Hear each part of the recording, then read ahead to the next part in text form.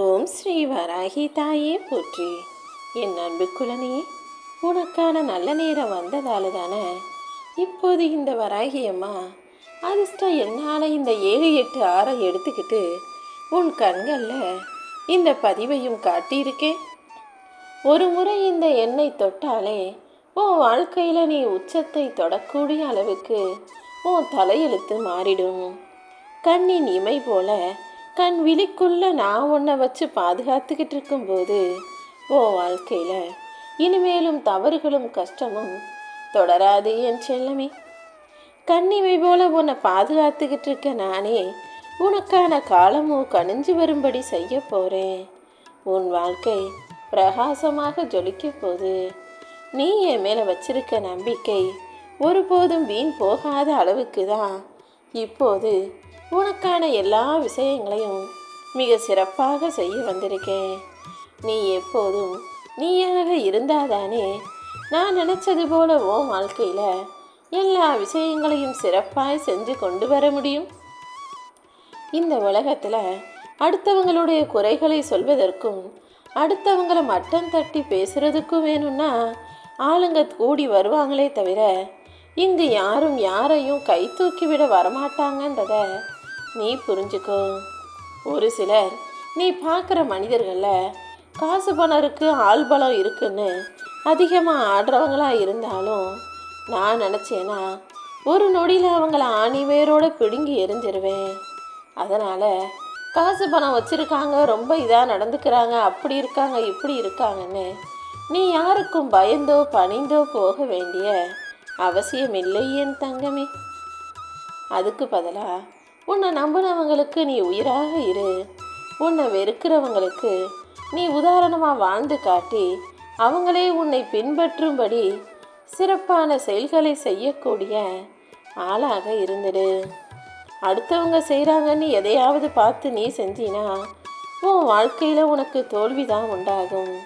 அவங்க செய்கிறாங்க, இவங்க செய்கிறாங்கன்னு அடுத்தவங்களை பார்த்து வாழாமல் உனக்கு எது வருமோ, உனக்கு எது பிடிக்குமோ அதை உன் வாழ்க்கையில் செய்யும்போது தானே உனக்கு வெற்றி கிடைக்கும்.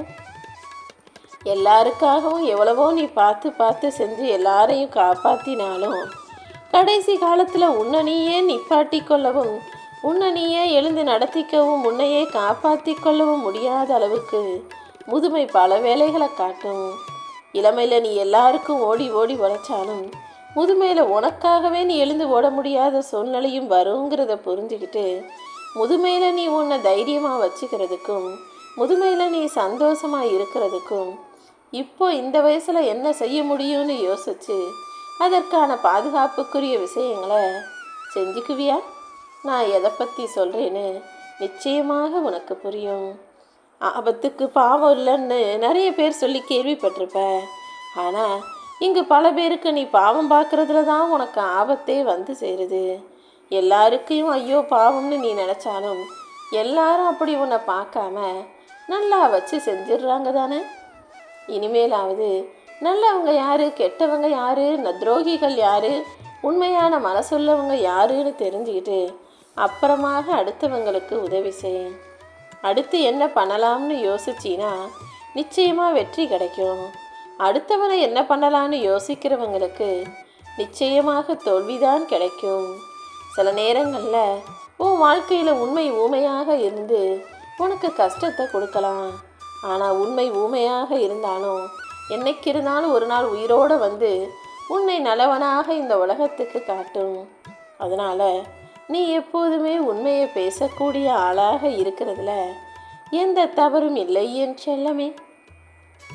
நீ யாருன்னு தீர்மானிக்க வேண்டிய பொறுப்பை நீ உன் கையில் தான் வச்சிருக்கணுமே தவிர அடுத்தவங்க கிட்ட அந்த பொறுப்பை ஒப்படைச்சின்னா அவங்க உன்னை மட்டம் தட்டி உனக்கு எந்த தகுதியும் இல்லைன்னு தான் சொல்லுவாங்க. எப்போவுமே நீ யாருங்கிறத உனக்கு மட்டும் நீ தெரிஞ்சுக்கிட்டினா போதும். அடுத்தவங்க சொல்கிறத கேட்குறதுக்கும் நம்புறதுக்கும் நீ ஆளாக இருக்க வேண்டாம். உன் வாழ்க்கையை நீ எப்படி வாழணும்னு நினைக்கிறியோ அப்படி பார்க்கும்போது அது தானாகவே உனக்கு அமைஞ்சிடும். அது தெரியாமல் வாழ்க்கையில் எனக்கு எதுவுமே சரியாக நடக்கலை, நல்லது நடக்கலை, நீ எதிர்மாறாக உன் வாழ்க்கையை பார்க்கும்போது நடக்கும் விஷயங்களும் எதிர்மாறாக தானே இருக்கும். டீயை குடிக்கும்போது சுற்றுடும் தெரிஞ்சு எப்படி நிதானமாக பொறுமையாக ஊதிக்கிட்டு குடிக்கிறியோ அதே விஷயம், அதே நிதானம் வாழ்க்கையை வாழும்போதும் கொஞ்சம் கவனமாக விழிப்புணர்வோடு வாழ்ந்தீன்னா எந்த பிரச்சனையும் வராதுங்கிறத புரிஞ்சுக்கோ. பேசும்போது யாருக்கும் பயப்படாமல் தைரியமாக நீ சொல்ல வந்ததை சொல்லிடணும். இல்லை என் மனசில் பயம் இருக்குன்னா அந்த நேரத்தில் நீ பேசவே கூடாது என் செல்லமே. உனக்காக தான் வாழ்கிறேன்னு மற்றவங்க சொல்லும்படி நீ அடுத்தவங்கள சார்ந்து இருக்காம உன்னால தான் வாழ்கிறேன்னு மற்றவங்க சொல்கிற அளவுக்கு நீ 4 பேரை வாழ வைக்கணும்.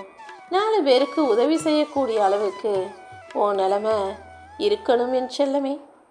அப்படி உன் நிலைமையை உயர்த்தி உன்னை நல்ல பிள்ளையாக நல்ல வாழ்க்கையை வாழ வைப்பதற்காக தான் இந்த வராகியம்மா இப்போது உன்னை தேடி வந்திருக்கேன். இத்தனை நாளாக நீ கஷ்டப்பட்டதும் உன் கர்ம வினைகளுக்கு உள்ளாகி நீ அனுபவித்த கஷ்டங்களும் எல்லா கெட்ட நேரமும் முடிஞ்சு போய் உனக்கான நல்ல நேரம் வந்துடுச்சு அல்லவா? இனிமே எல்லாமே சரியாக சிறப்பாகவே நடக்கும். உன்னை சுற்றி இருக்கிற உறவுகளும் சொந்த பந்தங்களும் உன் வாழ்க்கையில் நிலச்சிருக்கணும் நீ நினச்சின்னா யாருக்கிட்டையும் 10 நிமிஷத்துக்கு மேலே பேசாத. ஏன்னா நீ அதிகமாக பேச பேச பேச உன்னுடைய பலவீனமும் உன் வாழ்க்கையில் நீ வெளியே சொல்லக்கூடாதுன்னு நினச்ச சில ரகசியங்களும் கூட தானாகவே வார்த்தைகளில் வெளிவந்துடும். அதனால தான் எப்போவுமே முடிஞ்ச அளவுக்கு பேச்சை குறைச்சினா உன் வாழ்க்கை நல்லா இருக்கும் நான் சொல்லிக்கிட்டே இருக்கேன்.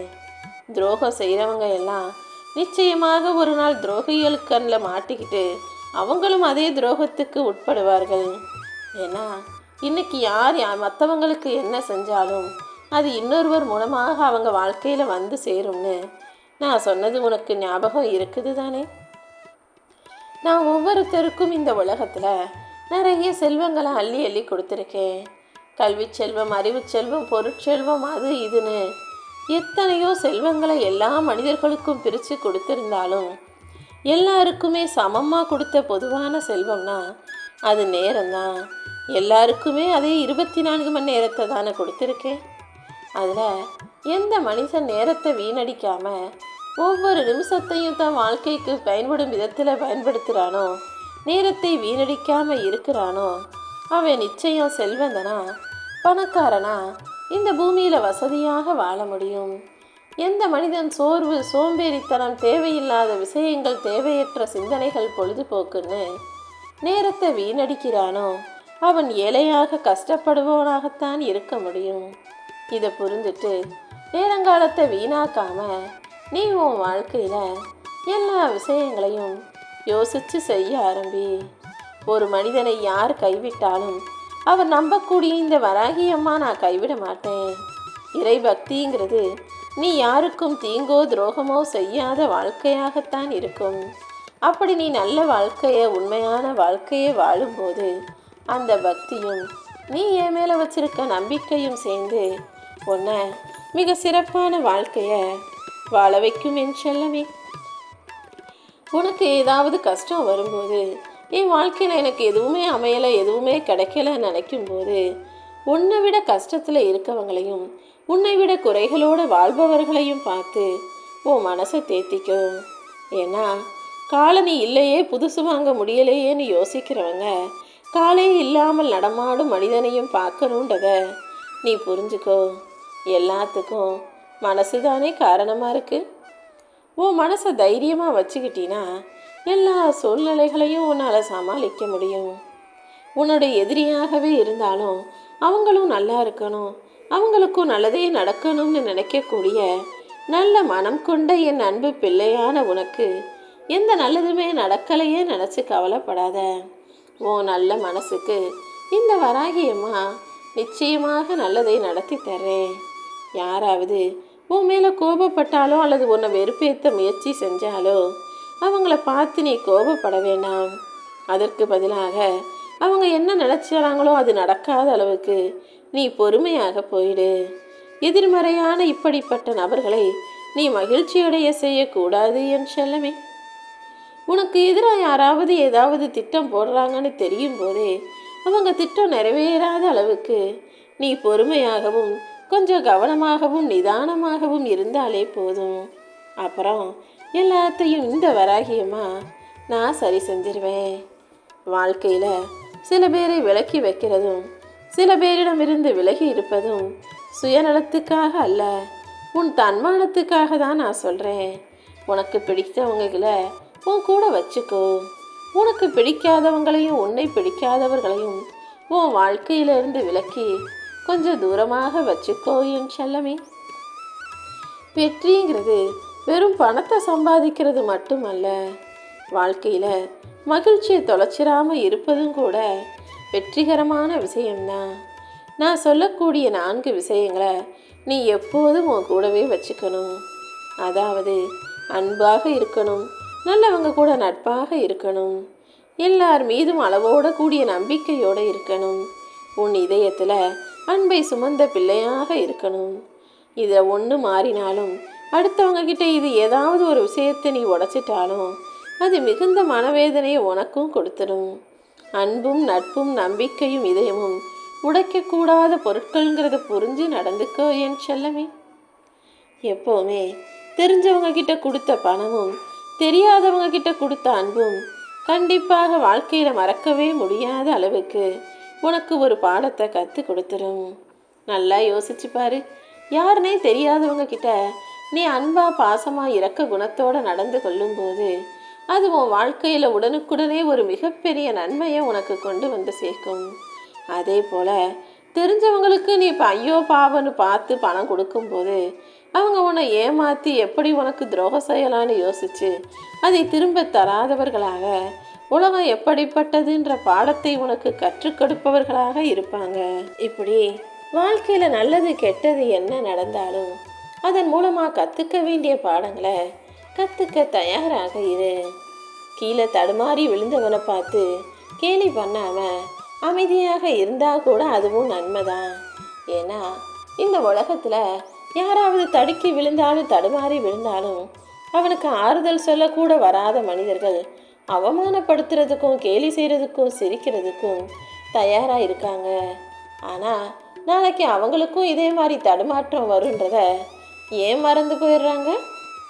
என் அன்பு பிள்ளை, ஏற்றமும் இரக்கமும் எல்லாருக்கும் பொதுவானது. இன்னைக்கு சிரிக்கிறவன் நாளைக்கு தடுக்கி விடுவான்றத இந்த பூமியில் எல்லாரும் ஞாபகம் வச்சுக்கணும்.